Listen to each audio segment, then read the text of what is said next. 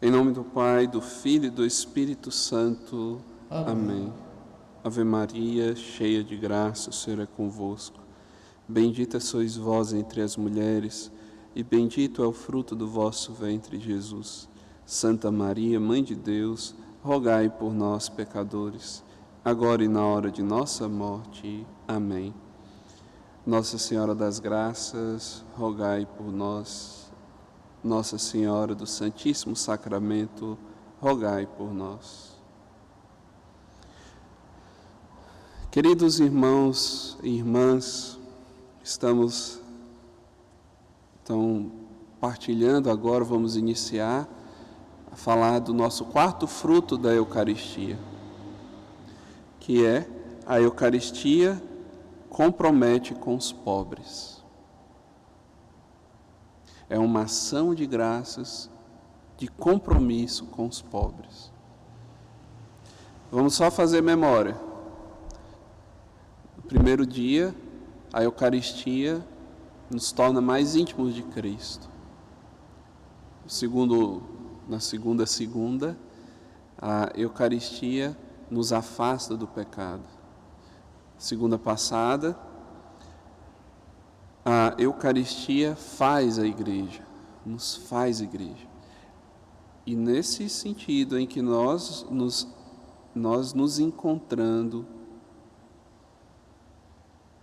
encontramos no corpo místico de Cristo, vamos agir como Cristo, por Cristo, com Cristo e em Cristo. E Jesus, então, nos interpela, pela graça da força eucarística, a ter um comprometimento com os pobres.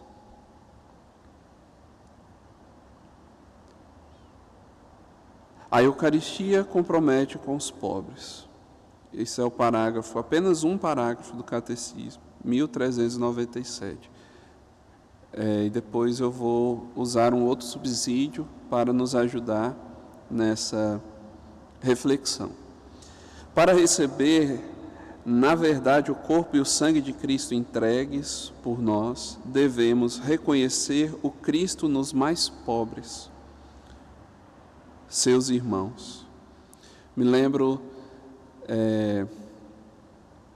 de São Camilo de Leles, que num momento intenso de conversão, ele tinha uma vida bastante promíscua, envolvia-se com vícios, né? Gastava tudo que ele ganhava nas guerras que ele enfrentava. Era uma pessoa que lutava em guerras para ganhar um dinheiro para gastar em jogos e bebida.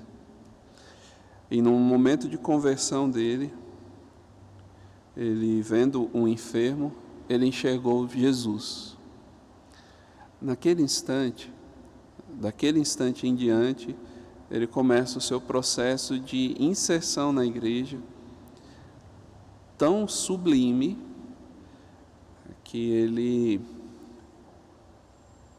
vai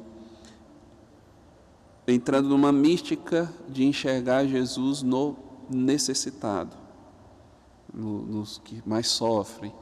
E ele tratava da seguinte forma, por exemplo, os enfermos. O que o meu Senhor deseja? Ele falava com eles como se estivesse falando com o próprio Cristo. Nós estamos falando como se, mas ele tratava sendo o próprio Cristo. O que o meu Senhor deseja? E muitos pobres, enfermos que ele cuidava, ele não era muitas vezes bem tratado. Na biografia dele falava-se, mostrava muito isso, de muitos enfermos que abusavam da boa vontade dele e mesmo assim escarneciam com ele e tudo mais. Mesmo assim ele falava: sim, Senhor, o que o Senhor deseja. Assim é difícil amar. Assim é amar na prova do fogo. O amor na gratuidade, sem o interesse de receber algo em troca. A dinâmica de amar o pobre é justamente essa. Eu me dou, sem a intenção de querer receber nada. Alguns se utilizam disso para aparecer mais, né? Então chama as empresas, tira as fotos e tudo mais para mostrar e tudo. A gente entende que tem algumas empresas que trabalham com isso por questões tributárias, porque tem que mostrar as ações e tudo. Mas tem pessoas que fazem isso com a intenção de se envaidecer, então não está sendo generoso. Mas amar um pobre, dentro dessa mística de amar o pobre, é preciso então se reconhecer um filho de Deus gratuito e generoso, que não quer nada em troca. Como o evangelho de terça-feira passada, que falava, né, para amar os inimigos. Se amar aqueles que nos amam, que recompensa tereis? Devemos amar como o sol que brilha sobre maus e bons, como a chuva que molha justos e injustos, sem ficar medindo. Amar. Vemos reconhecer Cristo nos mais pobres, seus irmãos. Aí nós vamos ouvir aqui São João Crisóstomo dizer nesse parágrafo: degustaste o sangue do Senhor e não reconheces sequer o teu irmão. Puxão de orelha. A pergunta de Deus a Caim: onde está o teu irmão? Eu confesso para vocês que eu tenho muito medo de ouvir essa pergunta de Deus. Onde está o teu irmão? Mais do que as pessoas que me interpelam assim: Padre, onde é que está Deus que não me deu aquela cura? Onde é que está Deus que eu estou passando por essa aflição? Eu não tenho receio de ouvir essa pergunta. Até me inspira mais para que nós possamos entrar na mística do sofrimento. Onde está o teu Deus? Se um ateu me perguntar, se eu tenho uma consciência e a fé tranquila nesse sentido de apresentar Deus.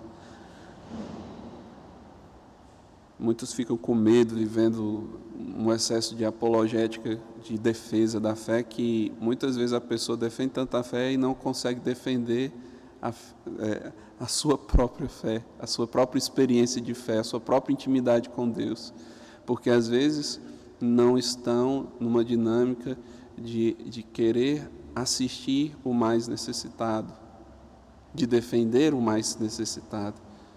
É importante defender a fé, defendendo também os mais necessitados. Fé e vida.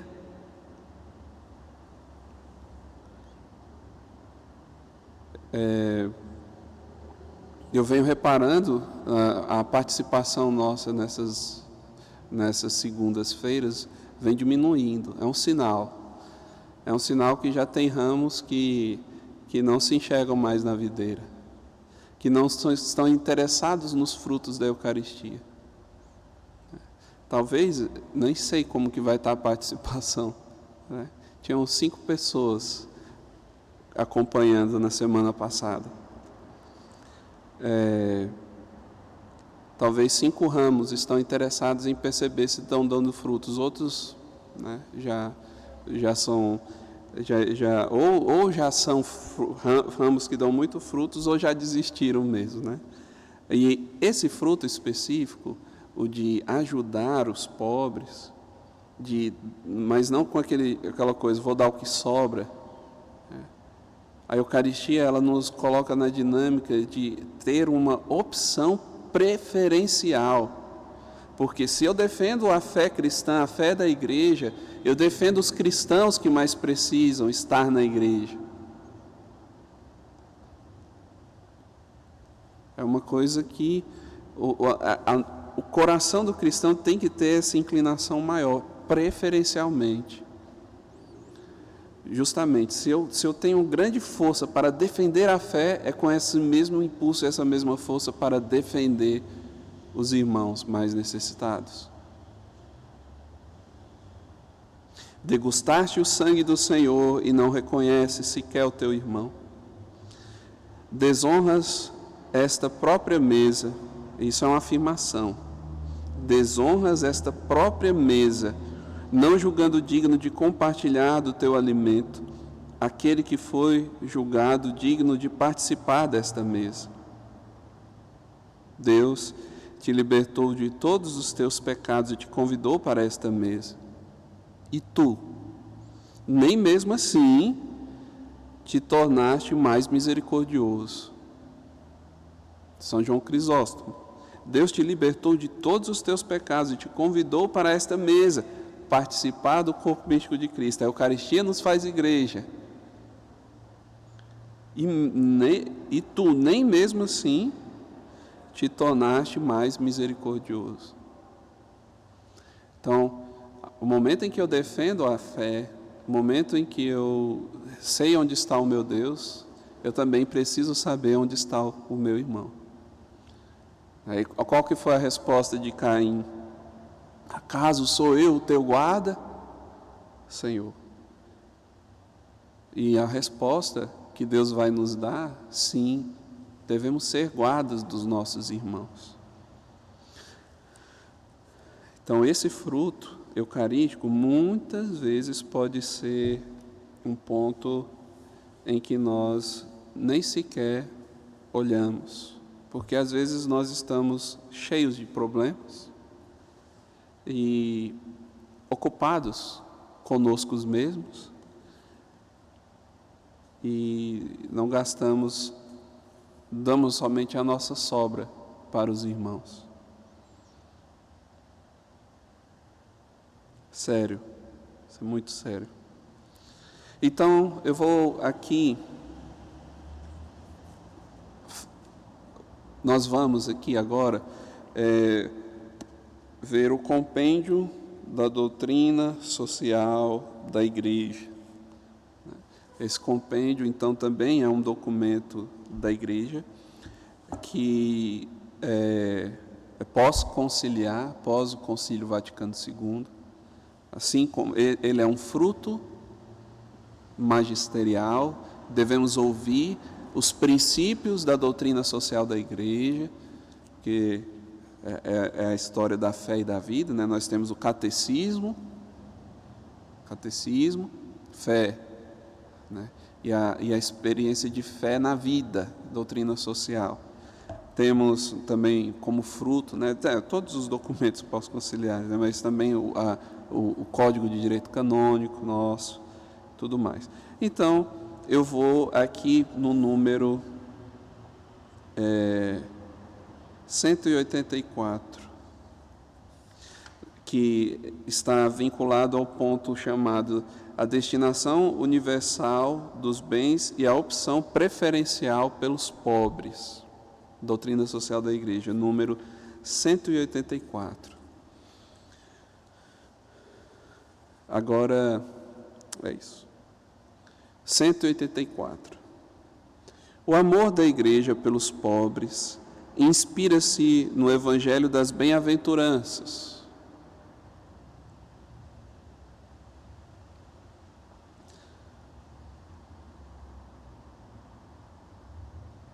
Na pobreza de Jesus e na sua atenção aos pobres.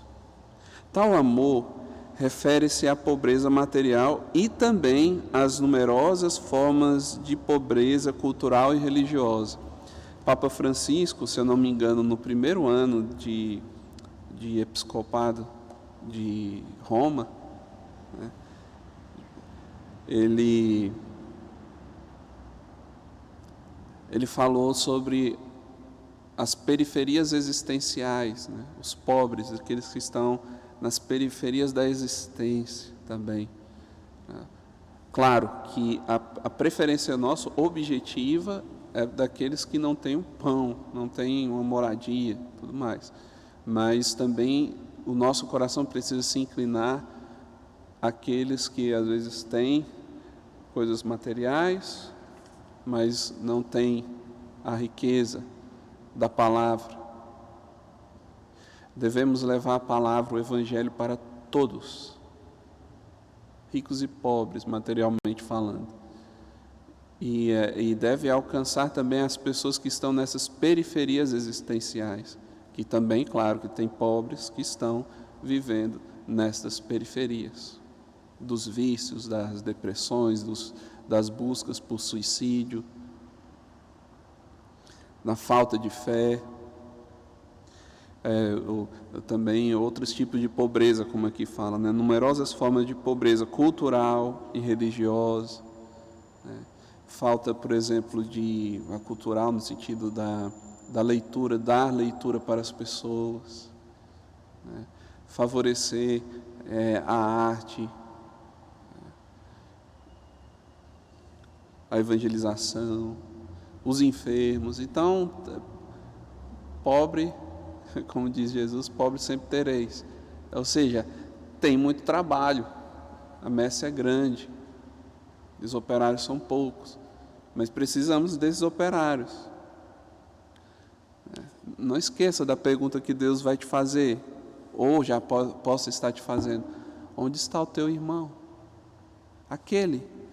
Esse mesmo que te apresentei para que você amasse. Onde está o teu irmão? A igreja, desde as suas origens, apesar das falhas de muitos de seus membros, não deixou nunca de trabalhar por aliviá-los, defendê-los e libertá-los. A igreja nunca deixou de trabalhar, mesmo diante das imperfeições dos membros, né, que estão tentando se doar, falha ali numa assistência, noutra, mas a igreja toda ela jamais deixou de assistir, de defender, de libertar.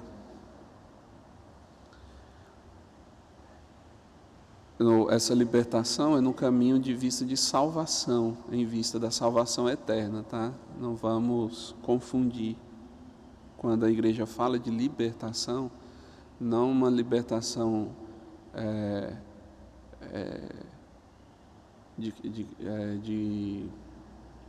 uma libertação social, né? Mas é a libertação em vista da salvação. Claro que devemos favorecer o bem de todos, fazer de tudo para que todos tenham ferramentas necessárias para que possam amar. Uma pessoa que está com fome tem muito mais dificuldade de amar do que uma pessoa que já está com o estômago cheio. Devemos encher o estômago daquele irmão para que ele possa amar, né? Devemos dar saúde aos irmãos, devemos dar condições de vida digna para os irmãos, para que possam evangelizar. Essa meta tem que estar clara para nós. Ela o faz por meio de inúmeras obras de beneficência, que continuam a ser sempre e por toda parte indispensáveis. Inspirada no preceito evangélico: de graça recebestes, de graça dai. A igreja ensina a socorrer o próximo nas suas várias necessidades e difunde na comunidade humana inúmeras obras de misericórdia corporais e espirituais. Um dia nós poderíamos aqui falar um pouco sobre as obras de misericórdia corporais e espirituais. Dentre esses gestos, o bom daqui desse número é que ele vai fazer luzes aqui sobre esses gestos. Mas antes de falar sobre essas obras, uma coisa que eu me peguei admirando uma vez, ou melhor, várias vezes, mas de forma específica, bem antes de eu entrar para o seminário, vendo uma situação das pessoas sofrendo com as enchentes, em lugares periféricos, sofrendo com as enchentes, pobres ajudando outros pobres. Se nós soubéssemos, compreendêssemos essa dinâmica de um pobre ajudando outro pobre, O pobre, ele tem uma capacidade de empatia, de alteridade, porque ele sabe que dói no outro a falta de algo e que é urgente. Então ele tenta se adiantar para garantir o seu e do outro. Então, vamos pedir essa graça, né? Vamos aqui rapidamente ouvir sobre os gestos de misericórdia. Dentre os gestos de misericórdia, a esmola dada aos pobres é um dos principais testemunhos da caridade fraterna. É também uma prática de justiça que agrada a Deus. Ainda que a prática da caridade não se reduza à esmola, mas implique a atenção à dimensão social e política do problema da pobreza.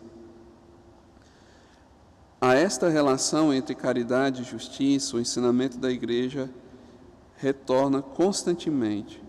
Quando damos aos pobres as coisas indispensáveis, não praticamos com eles grande generosidade pessoal, mas lhes devolvemos o que é deles.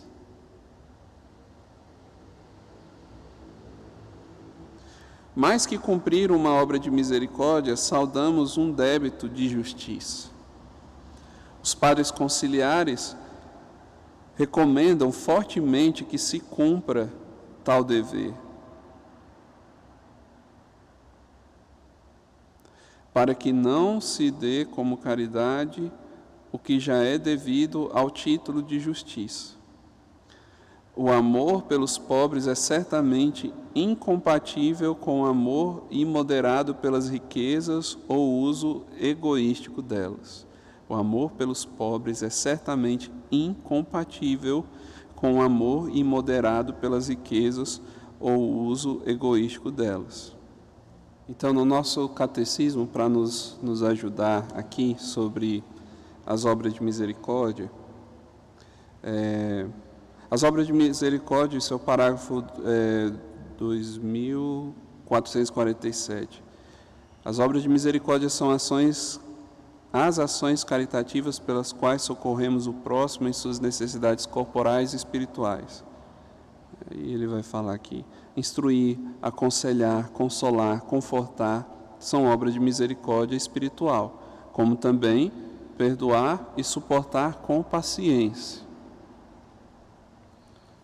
As obras de misericórdia corporal consiste sobretudo em dar de comer a quem tem fome, dar de beber a quem tem sede, dar moradia aos desabrigados, vestir os maltrapilhos, visitar os doentes e prisioneiros e sepultar os mortos. Dentre esses gestos de misericórdia, a esmola dada ao pobre é um dos principais testemunhos da caridade fraterna. Então foi esse ponto aqui em que o compêndio deu uma pincelada e deu uma reforçada aqui. É também uma prática da justiça que agrada a Deus. Está entendido, né, povo? Então, eu quero agora dar continuidade, só para a gente finalizar, quero ler 4 números aqui do nosso compêndio da doutrina social da Igreja, para nós pensarmos um pouco sobre o que emana da Eucaristia. É o próprio amor de Cristo. Então, esse amor que nos faz igreja. Vamos lá. Então, eu vou falar do 4, 5 e o 6. Falei do 3, o 3, tanto, mas vamos pensar o seguinte: a Eucaristia é uma forma concreta de também percebermos que Deus nos amou por primeiro. Ele nos ama. O sacrifício eucarístico vivido na Santa Missa, né, esse banquete do Cordeiro, nos ajuda a perceber o quanto Deus nos ama. E aí o número 4 vai falar o seguinte: Ao descobrir-se amado por Deus, o homem compreende a sua própria dignidade transcendente. Aprende não só a se contentar de si e a encontrar o outro em uma rede de relações cada vez mais autenticamente humanas. Aqui já é uma ponte para o fruto da Eucaristia da semana que vem. Encontrar o outro em uma rede de relações cada vez mais autenticamente humanas. Feitos novos pelo amor de Deus, os homens são capacitados a transformar as regras e a qualidade das relações, inclusive as estruturas sociais. São pessoas capazes de levar a paz onde há conflitos, de construir e cultivar relações fraternas onde há ódio, de buscar a justiça onde prevalece a exploração do homem pelo homem. Somente o amor é capaz de transformar de modo radical as relações que os seres humanos têm entre si. Eu lembro, eu não sei se ainda existe, mas na Canção Nova tinha um programa que falava: radical é ser de Deus, né? Então, somente o amor é capaz de transformar de modo radical, com raiz, as relações que os seres humanos têm entre si, somente através do amor. Inserido nessa perspectiva, todo homem de boa vontade pode entrever os vastos horizontes da justiça e do progresso humano na verdade e no bem. Todo homem de boa vontade. Então, até mesmo aqueles que não são cristãos. Mas aqui estamos falando para cristãos eucaristizados. Então, essa responsabilidade se torna ainda maior de dar significado humano para os nossos relacionamentos. E às vezes colocamos significados utilitaristas, significados até animais, né, de relação de abuso mesmo das pessoas, abusos de autoridade, tudo, abusos pelo egoísmo. Então a Eucaristia nos insere nesse cuidado para que os relacionamentos se tornem humanos. Então, quanto mais humano eu me torno, mais próximo de Cristo, da humanidade e da divindade de Cristo eu estou. Mais na igreja, mais cheio de graça.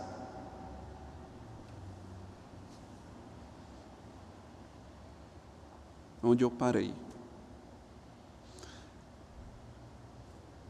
O amor, número 5. O amor tem de si um vasto campo de trabalho e a igreja, nesse campo, quer estar presente também com a sua doutrina social, que diz a respeito ao homem todo e se envolve a todos os homens.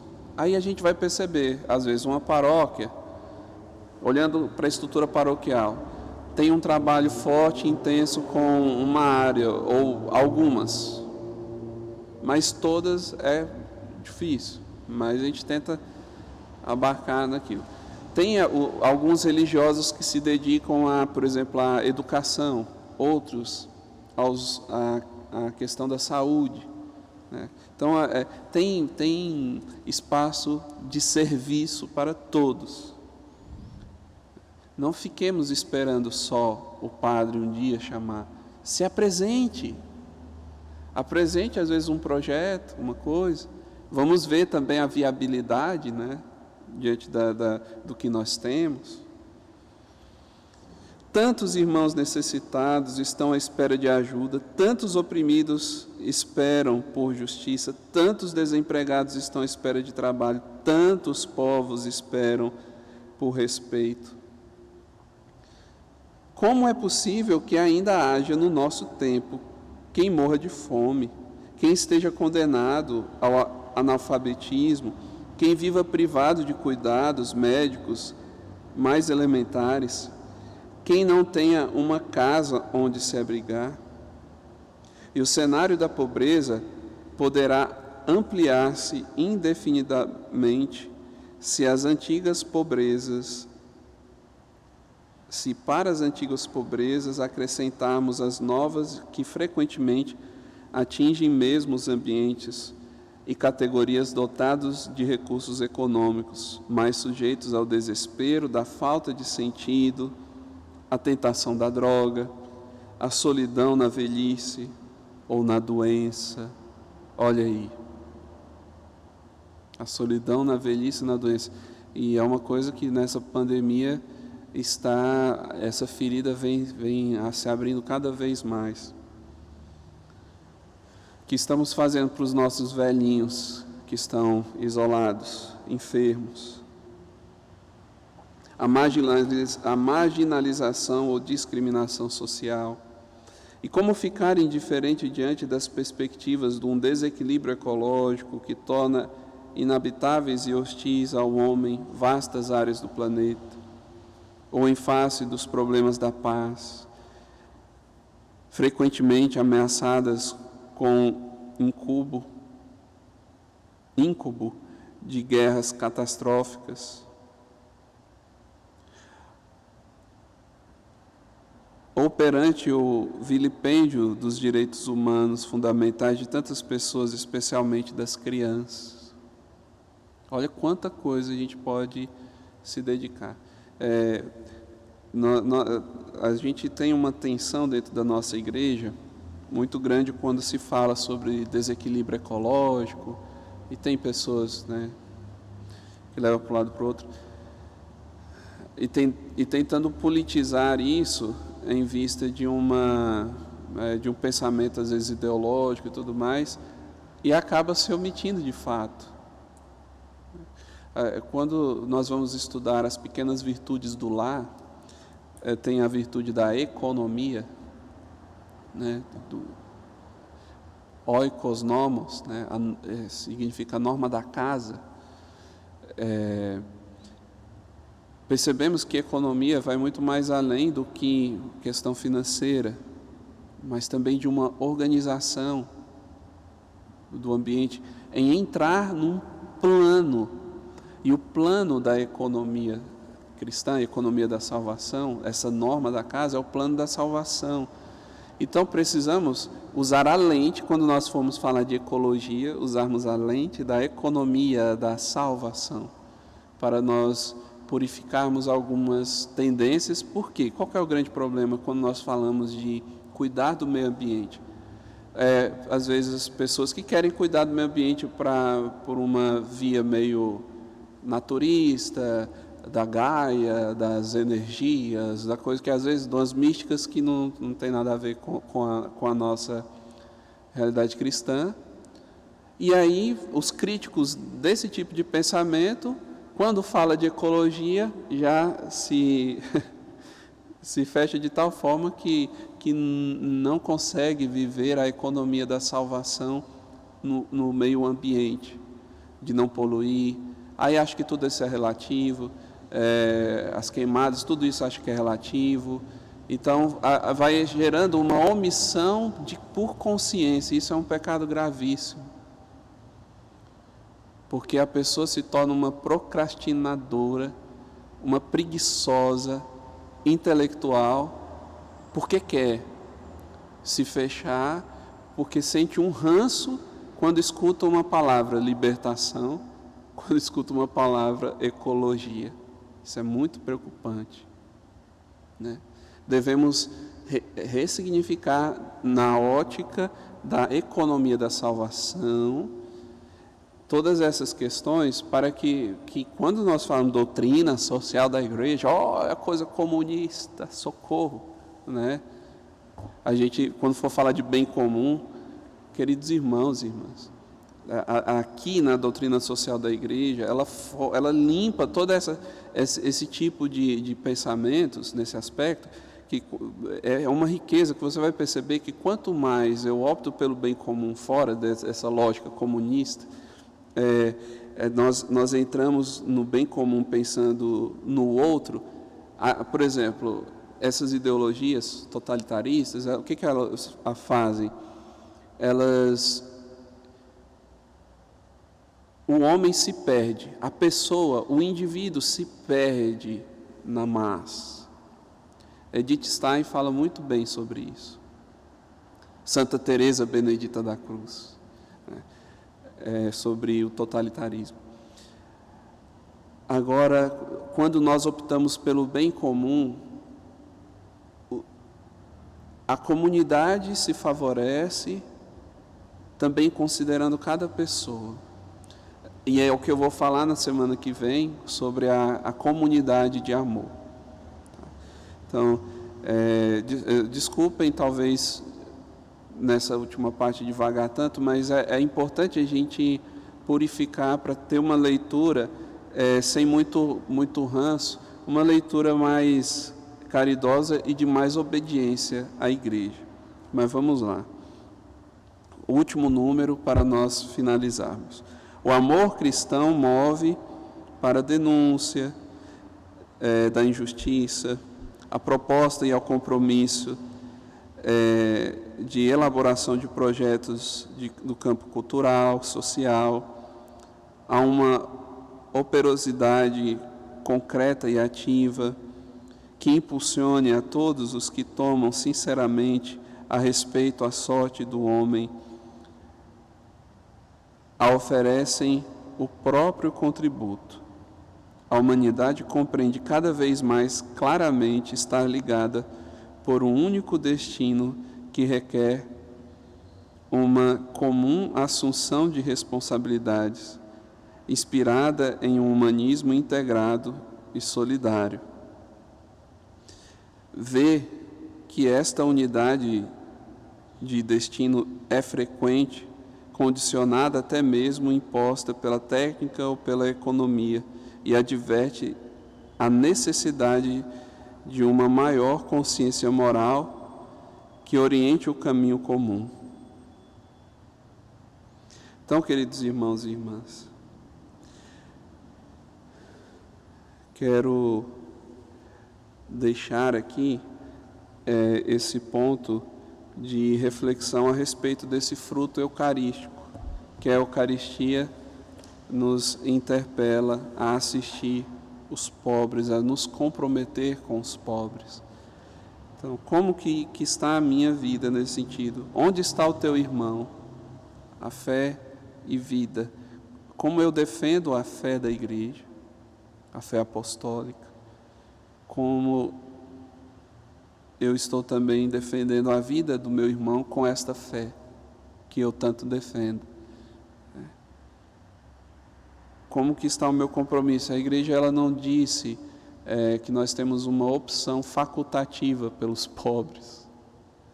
Não é facultativo, é preferencial. Preferencial. E voltando ao que eu disse no início, amar o pobre nos coloca nessa pedagogia divina da salvação,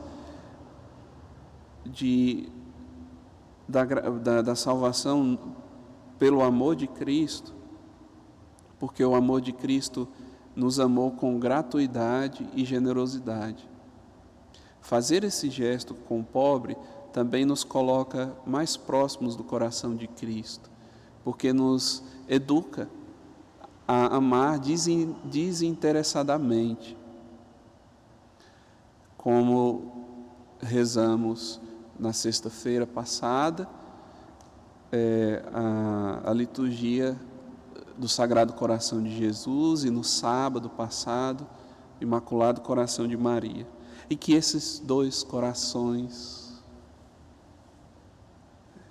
o coração de Maria, Imaculado, e o Sagrado Coração de Jesus possam nos ajudar a ter o nosso coração voltado para os necessitados de pão, os necessitados de tudo, da palavra, e todos nós necessitados da salvação. Vamos pedir auxílio da nossa mãezinha.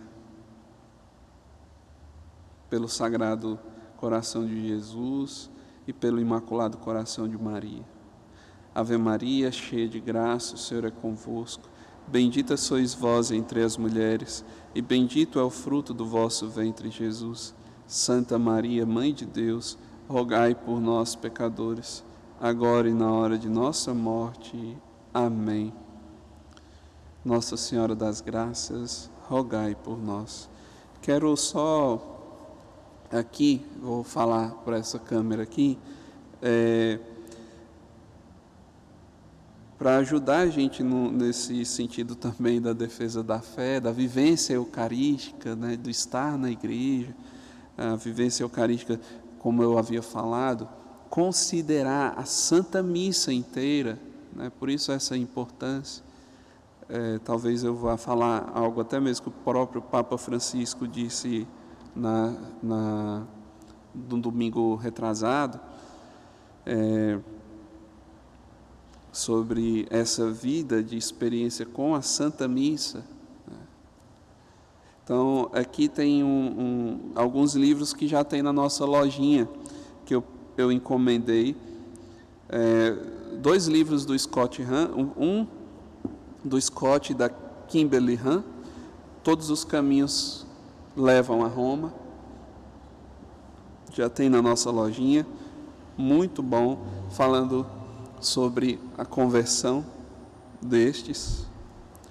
Também a experiência do Scott Hahn participando de uma Santa Missa, eu acho que pela primeira vez.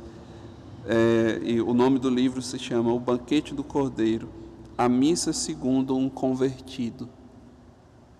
Precioso. Esse livro é muito bom para você ler uma vez e depois outro para você consultando as Sagradas Escrituras e enxergando a beleza da Santa Missa. É formidável. E todos esses aqui é de conversão, né? Esse outro livro do Joseph Fadele, que era um muçulmano, convertido ao catolicismo. O nome do livro se chama O Preço a Pagar por Me Tornar um Cristão. Então fica essa dica, né? Esse daqui do Banquete do Cordeiro é bom para nós pensarmos sobre como eu estou vivendo as missas transmitidas, por exemplo, né? Como nós estamos vivenciando essas experiências, considerando as partes da liturgia que não são um teatro. O Senhor esteja convosco, Ele está no meio de nós. Por intercessão de Nossa Senhora das Graças e Santa Luzia, abençoe-vos Deus Todo-Poderoso, Pai, Filho e Espírito Santo. Amém.